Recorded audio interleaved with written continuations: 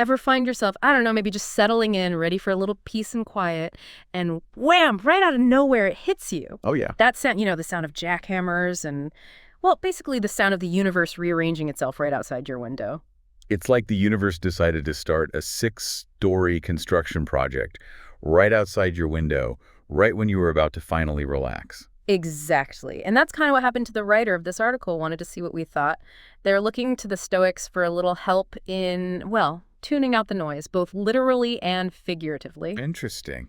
So let's dive into this deep dive, see what kind of wisdom the Stoics have to offer for finding a little more peace in our day-to-day lives, even when those days sound a lot like a construction site. Sounds like a plan. I mean, you can practically hear it in their words, right? The frustration. This writer was at their wits' end dealing with the constant construction noise. And it wasn't just the jackhammers and the trucks, it was that symphony of human sounds, too. The shouting, the yelling, all of it. They even said that even the everyday city noises they were used to, like the warehouse below their apartment, even those sounded almost peaceful compared to the construction site. I could definitely see how that would be jarring. Yeah. It's almost like our brains are hardwired to react more intensely to human sounds, you know what I mean? Yeah, it's true.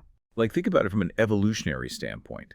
For most of human history, a sudden shout could have signaled danger, maybe a predator or a rival tribe. So it makes sense that even today, even amidst all the cacophony of city life, our ears still perk up. We still get that little jolt of adrenaline when we hear a human voice raised in either anger or excitement. It's true. It's almost primal, isn't it? That feeling of being instantly on alert when you hear a yell, even if you're just walking down a busy city street. Okay, so we've got this writer looking for some peace and quiet in a world that, well, let's face it, seems determined to keep us frazzled. And they stumble upon Stoicism. What is it about this ancient philosophy that has people so drawn to it now, even all these centuries later? Right, because Stoicism, it's having a real moment. Yeah. And it's not just about finding peace in the middle of a construction zone. I think for a lot of people, Stoicism just feels incredibly relevant to the challenges of modern life. But to really understand its appeal, I think we need to go back to its roots, all the way back to ancient Greece and a fellow named Zeno of Citium. Zeno of Citium. Yeah.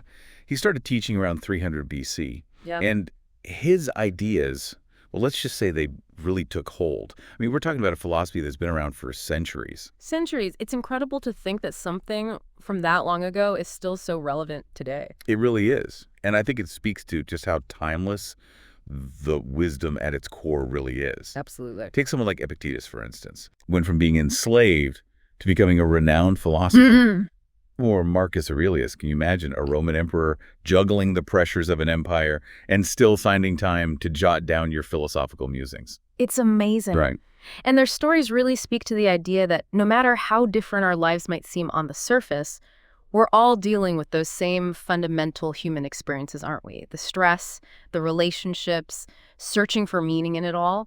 What's fascinating is that the Stoics really grappled with those big questions in a way that feels so relatable, even today. So we've got these ancient philosophers grappling with these timeless questions, and now, centuries later, their wisdom is offering a little solace to our noise-beleaguered writer. What's the secret sauce? What did they find in Stoicism that helped them find a little more peace in their life? Well, I think one of the core principles of Stoicism, maybe the most well-known one, is this idea of focusing on what you can control and accepting what you can't. Right. Which, it might sound simple, maybe even a little obvious when you say it like that, but it's actually incredibly powerful, especially when you're dealing with, say, a relentless construction site outside your window.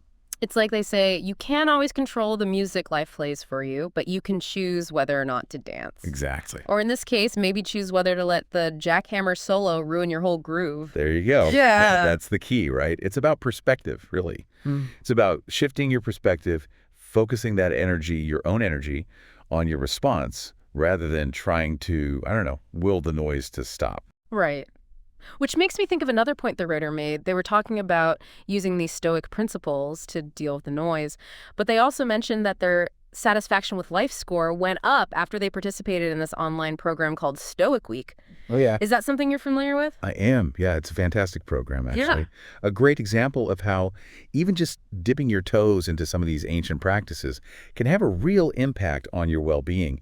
And I think it speaks to the fact that Stoicism, it's not just about, noise canceling for your life. Right. It's about cultivating a mindset that allows you to flourish, even amidst all the challenges and the inevitable setbacks that we all face, That right? it's less about achieving some perfect state of Zen-like calm and more about navigating the ups and downs with maybe a little more resilience. Exactly, yeah. And, it's not about ignoring or suppressing your emotions either. It's more about, I think, acknowledging them, accepting them, and then, this is key, I think, choosing how you let them influence your actions. Okay. Yeah. So getting back to our friend with the construction project next door, Yeah. Stoicism isn't going to magically make the noise disappear, but it might just give him a few tools, right, to navigate the situation with maybe a little more grace and a lot less stress. Precisely.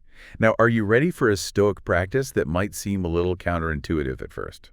Bring it on. I'm always up for expanding the philosophical toolkit, especially if it can help me find a little more peace and quiet in this noisy world. All right, then. Let's talk about negative visualization. Negative visualization. Okay, I'll admit that sounds a little ominous. Not exactly the first thing that comes to mind when I think of peace and quiet. Right. It does have that ring to it, doesn't it? It does. But it's not about being pessimistic or anything like that. It's not about, dwelling on the worst possible outcomes. Okay. It's more about kind of like mentally preparing for challenges so they don't completely derail you when they inevitably pop up. So it's like, what, doing mental reps at the gym, but for your emotional resilience. There you go. Yeah. Imagine our writer from the article picturing a particularly noisy day of construction. Like, they might even envision the jackhammers pounding, shouts echoing, their own initial frustration kind of bubbling up. But instead of letting those feelings spiral, they use these Stoic techniques to kind of ground themselves. Maybe even find a moment of calm amidst all that chaos. Wow. By mentally rehearsing those scenarios, they're better equipped to handle them in real life. Yeah, it makes a lot of sense when you put it that way. It's about taking away the element of surprise, right? Yeah. Diminishing the power that those what-if scenarios have over us. Exactly. And, this actually connects to another Stoic practice that's, I think, particularly relevant to our modern world of, constant distractions, the practice of attentiveness. And this is where that daily review exercise that the writer mentioned comes in, right? Setting aside time each evening to reflect on the day, the good, the bad, the lessons learned. Exactly. Such a simple practice, but so powerful.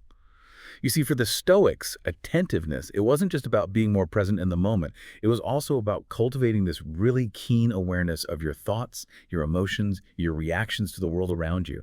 Think of someone like Epictetus. He talked about the dangers of what he called psychological slavery. Okay, psychological slavery. Now that's a phrase that definitely makes you stop and think. What did he mean by that? Well, he didn't have the benefit of modern psychology, obviously. Yeah. But it's fascinating how his ideas resonate with concepts like addiction, right? Or information overload, things that we grapple with today. Mm. For Epictetus, psychological slavery, it was about being so consumed by external things, by distractions, by just the endless chatter of the mind that you lose sight of your own inner freedom. Oh, wow. It's so true. It's like we're all living in that construction site, but instead of jackhammers and shouts, it's the constant barrage of notifications and emails and to-do lists that are chipping away at our inner peace. And this is where I think that Stoic emphasis on attentiveness becomes so crucial. By taking the time to step back, observe our thoughts and feelings without judgment, just observe. That's how we start to untangle ourselves from that feeling of being overwhelmed, of being a slave to the external. Which, that reminds me of something else that really struck me about this article. The writer mentioned how much they connected with Seneca's writing style, how approachable it was, conversational, how he even admitted to his own flaws. It's like, here's this brilliant philosopher, a statesman, and he's not afraid to be real, to be human. It's actually very grounding. And that's the beauty of Stoicism, isn't it? It's not about striving for some unattainable ideal of perfection. It's about navigating this messiness of life with a bit more wisdom, a bit more grace. Which, let's be honest, we could all use a little more of these days. So as we kind of wrap up our deep dive into Stoicism and this wisdom for tuning out the noise, what's the key takeaway you hope our listeners walk away with? I think the most important thing to remember is that Stoicism, it's not just some, abstract philosophy to be studied. It's a set of tools, practices, even, I'd argue, a way of life that can help us navigate the inevitable challenges and uncertainties that come with being human.